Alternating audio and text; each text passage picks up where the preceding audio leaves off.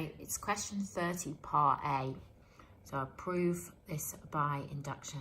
It's a bit of a monster. So I've done a solution and it's quite long. So I'd like you to look at it and see if you can do it in a quick way. So first thing you have to do is rewrite the statement on the left-hand side as a summation. So I've done that. I've put in n equals 1. Again, this bit's all straightforward and it would get you marks. So I've done my basis case.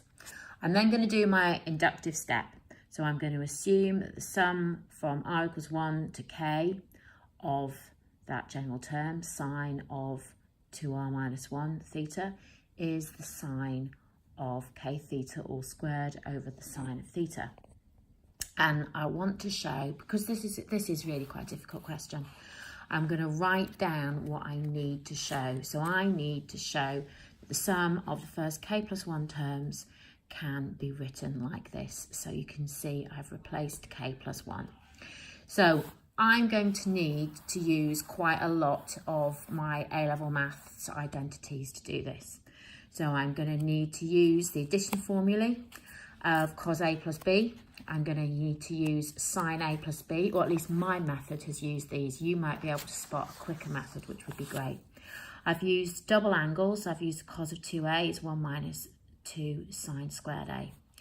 So looking to see what I have to show, I have taken my formula of cos A plus B and I've rewritten it using the cos of 2k theta plus 2 theta in that form. So I've rewritten that and I can see instantly that I should have put a 2 theta in there. So I'm just going to quickly change that before you spot my deliberate mistake. There should be a 2 there. Okay, and also I'm going to use the double angle identity of cos 2a equals 1 minus 2 sine squared A. And I've already rearranged that to make the sine squared A the subject. I've rewritten that formula using my k plus 1 theta angle. So I've rewritten that there. So that's just a rewrite of cos 2a is 1 minus 2 sine squared A, replacing A with the formula with the angle k plus 1 theta. Right, so I'm setting off to rewrite my sum of the first k plus 1 terms, which I know is the sum of the first k terms plus the k plus 1th term. So I've taken the thing that I've assumed, and which is the sine of k theta all squared over sine theta, and I've found the k plus 1th term. And I simplify that k plus 1th term a little bit. So what I've done there is I've rewritten what I want to show. So there it is. Now I'm going to expand that sine of 2k plus 1 to theta, and I'm also going to write it all over a common denominator. So this is me putting it over the common denominator of sine theta, and I've expanded that bracket 2k plus 1 times theta. So you can see that I've done a couple of steps there, nothing too difficult. I am now going to start to rewrite quite a lot of this. I'm leaving the sine squared k theta term alone, but I am using my addition formula of sine A plus B to rewrite the sine of 2k theta plus theta. So I've done that using my addition formula. I've got that sine theta left over on the side. I'm then going to multiply everything in that bracket by sine theta. So that's what I've done in my next step. I'm now going to consider some formulae before I start substituting in.